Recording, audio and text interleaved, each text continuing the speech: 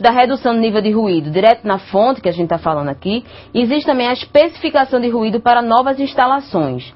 O que é isso? Então, hoje, né, dentro do projeto de arquitetura e até da pessoal da engenharia civil, eles estão projetando ambientes de trabalho que não tenham, né, que sejam, que tenham enclausurado, eu não falo, como é que a gente fala, Billy, que um estúdio aqui tem o quê? Acústica, né? É acústica? Então, ambientes acústicos, porque eles conseguem segurar, né, esse ruído e aí não vão passar para outros postos de trabalho. Então, hoje os projetos de arquitetura e engenharia civil, eles estão sendo feitos dessa forma. Eles estão sempre prevalecendo essa parte da acústica para conseguir controlar essa exposição, esse nível de ruído dentro do ambiente de trabalho. Além, né, das construções civis, também tem as questões dos equipamentos, né? Hoje, maquinários, quando a gente vai comprar, sempre deve ser ver a especificação que fala do ruído que gera aquele equipamento. Então, lá na empresa, a gente adquiriu agora um novo compressor, né? Então, o compressor anterior que a gente tinha gerava 109 decibéis de ruído na fonte.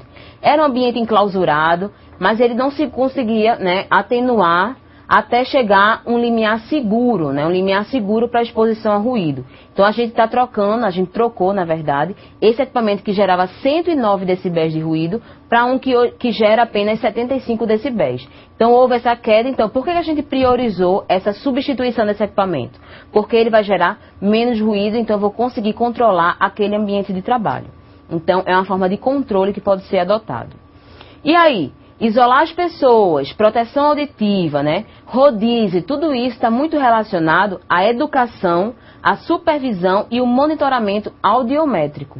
Então, não adianta simplesmente eu entregar um protetor auricular, né, para um trabalhador se eu não treino, se eu não supervisiono aquela utilização. Então, eu não posso chegar para ele e dizer, ó, toma esse plug aqui que é para você usar. Se ele não souber como utilizá-lo, ele vai utilizar da forma incorreta e aí ele não vai conseguir proteger ou atenuar aquele ruído que tem no ambiente de trabalho, a sua audição. Pergunta, Tatiana. Temos sim do Polo Recife, o aluno Alexandre. Ele quer saber onde encontrar a tabela de cálculo de decibéis. Então, eu disponibilizei para vocês essa tabela de cálculos. Existe uma NBR, eu não sei te dizer exatamente qual é, mas eu deixo para vocês no fórum. Tá? Eu só preciso consultar lá, eu não sei dizer de qual é, mas eu coloco no fórum para vocês. Mas aí aquela tabela, né, para a gente fazer a redução de ruído na fonte, eu coloquei para vocês naquele slide da aula passada. Mais alguma pergunta, Tati? Não, queria dar as boas-vindas para a futura aluna Marília do Polo Escada. Seja bem-vinda, espero que continue conosco. Bem-vinda, Marília, espero que você curta a aula de hoje. Então, vamos lá? Então, mostrando aí a tabela da NR15, né, que a gente já falou, que está lá descrita no anexo 1. Aqui ela diz o nível, né, seguro de ruído que pode ter até certa exposição. Então, a gente já viu isso aqui nas aulas passadas. Então, para 85 decibéis, são 8 horas de trabalho. É o máximo de tempo que pode estar exposto a esse nível de ruído de 85 decibéis. No conceito prevencionista, né, o limiar seguro, a gente entende que é 80 decibéis. Passou daí, opa, está na hora da gente fazer algum trabalho para que a gente consiga reduzir essa exposição. Eu não consigo reduzir direto na fonte com a adoção de equipamentos de proteção coletiva. Então, vamos adotar a utilização de equipamento de proteção individual.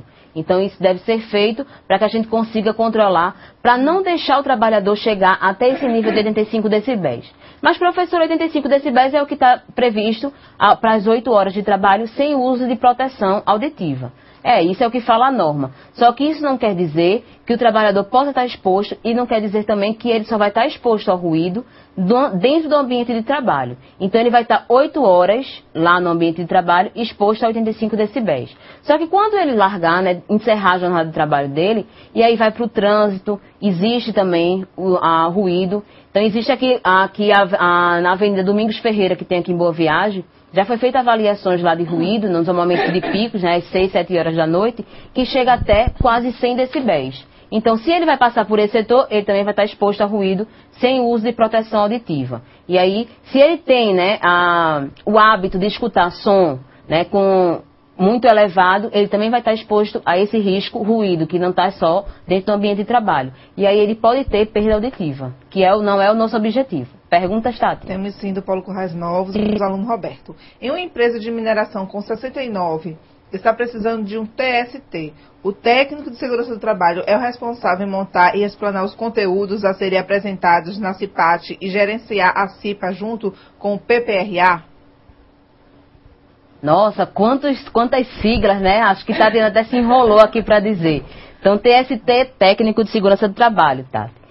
Então, se para 69 empregados, né? Acho que pela NR4, está dizendo que precisa ter técnico de segurança do trabalho, então é o técnico que vai gerenciar. A CIPAT, ela deve ser feita pelos representantes da CIPA. Só que, na verdade, isso na prática não acontece, né? Acaba sendo técnico de segurança do trabalho. Não sei se vocês estão vendo a minha cara aqui hoje, estou com uma cara de cansada, né? Porque eu estou na semana da CIPATMA, né? Que a gente chama hoje, não é mais CIPAT, apenas é CIPATMA, Semana Interna de Prevenção de Acidentes e Meio Ambiente. Eu estou na semana da CIPATMA e praticamente eu estou tendo que fazer tudo, né? Todas as palestras, as brincadeiras, né? Os eventos. Então, tudo está sob a cargo, né? De mim, que sou a técnica de segurança do trabalho. Então, a CIPA, ela praticamente não tem nenhuma participação, o que, na verdade, não deveria ser assim. Mas hoje é o que se acontece na prática. Certo? Quanto ao PPRA, ao PCA, né, esses programas, é responsabilidade do técnico de segurança acompanhar, monitorar até a sua implantação, todo o seu acompanhamento. Né? Então, porque isso aí são programas que estão inseridos dentro do conceito de segurança do trabalho. Então, isso aí é de responsabilidade do técnico. Espero que eu tenha conseguido responder a sua pergunta. Mais alguma pergunta, Tati? Temos sim, algumas aqui do Polo, agora do Polo Escada, o aluno Dirami. Em um setor de parte elétrica, os geradores provocam ruídos de 120 decibéis, além dos abafadores ruídos, o que deve se fazer para acomodar os operadores em sua cabine? Então, boa pergunta, Dirami. Então, se um ambiente de trabalho está em exposição de 120 decibéis, né, então a fonte gera 120 decibéis, e foi avaliado no ouvido do trabalhador que ele realmente não vai chegar 120 decibéis ao ouvido do trabalhador, né, então pela distância que ele tiver, e aí vai ter uma redução. Né, vamos supor que caiu para 115 decibéis, né, 5 decibéis. E aí ele está exposto ali, ele vai utilizar um protetor auditivo que, dependendo do EPI, ele não vai conseguir atenuar. Para que ele chegue, né, a esse limite seguro de 85 decibéis, que é o que a norma fala. A gente sempre tenta trabalhar com 80, mas a norma diz que é 85. Então, se eu não consigo fazer isso, eu preciso enclausurar essa fonte que está gerando ruído. Então, se eu conseguir enclausurar, eu vou conseguir atenuar e mesmo assim eu vou continuar utilizando o EPI. O EPI ele não vai deixar de ser utilizado por quê? Mesmo, né, com esse ruído, eu utilizo o enclausuramento nessa máquina, ela vai continuar gerando ruído acima do permitido, provavelmente, e vai ser necessário o uso de proteção auditiva. Ok? Mais alguma pergunta? Temos aqui do Polo Recife, o aluno Alexandre. Ele quer saber qual a diferença de um protetor auxiliar normal para um de copolímetro. Um copolímetro. Protetor auxiliar e de copolímetro. Bem, isso aí eu realmente não sei, tá? Eu vou pesquisar e te digo no fórum, no chat na segunda-feira, mas eu realmente não sei. Eu vou pesquisar e aí depois passo para vocês. Vamos lá voltar para nossa aula? Temos só mais uma pergunta. Tá. É do Polo Cabo Centro. Os alunos estão pedindo para a senhora demonstrar como funcionam os aparelhos de medição e como usar. Tá, então vocês querem saber como é que utiliza o equipamento para fazer avaliação quantitativa? Se for isso, então eu me comprometo a trazer na próxima aula, para mostrar para vocês que eu não estou com nenhum equipamento aqui. Se for EPI, né, como se acoplar um EPI, né, o EPI para a questão da redução de ruído, também vou me comprometer para a próxima aula, porque hoje eu não trouxe. Talvez eu tenha dentro do carro, mas aí não dá para pegar para vocês, para mostrar aqui agora, senão a gente vai ter que interromper a aula aqui. Mas aí eu mostro para vocês na próxima semana, ok? Vamos lá, voltar para a nossa aula. Então eu trouxe para vocês aqui o limiar seguro para 90% dos expostos, né? Então, aqui eu trouxe uma tabela que fala do ruído que gera, né, cada fonte. Então, quando a gente está falando de brisa na floresta, só aquela ventania, né, que dá, ela tem aquela leve, né, uma leve ventania, um ventinho, aquela brisa, né, gostosa que a gente sente. Então, ela gera mais ou menos 10 decibéis, né, que a gente consegue sentir, a perceptível ao nosso ouvido são 10 decibéis. A partir daí, ele vai elevando e, por exemplo, na biblioteca, né, que a gente acha que está silêncio absoluto, ela pode chegar até 45 decibéis. Né, uma conversa normal, 55. No escritório, entre 60 e 65, quando tem pessoas que não tem telefone tocando, só, né, poucas pessoas que não estão falando, né, aquele silêncio apenas com ar-condicionado, por exemplo, chega até a 65 decibéis. O trânsito pode chegar, tem que ficar aí dentro dessa faixa de 80 a 90 decibéis. E aí já passa daquele limite permitido. Né? Então, música, né, com aqueles fonezinhos de ouvido, que é um perigo, né, quem gosta de utilizar, eles ultrapassam 90 decibéis.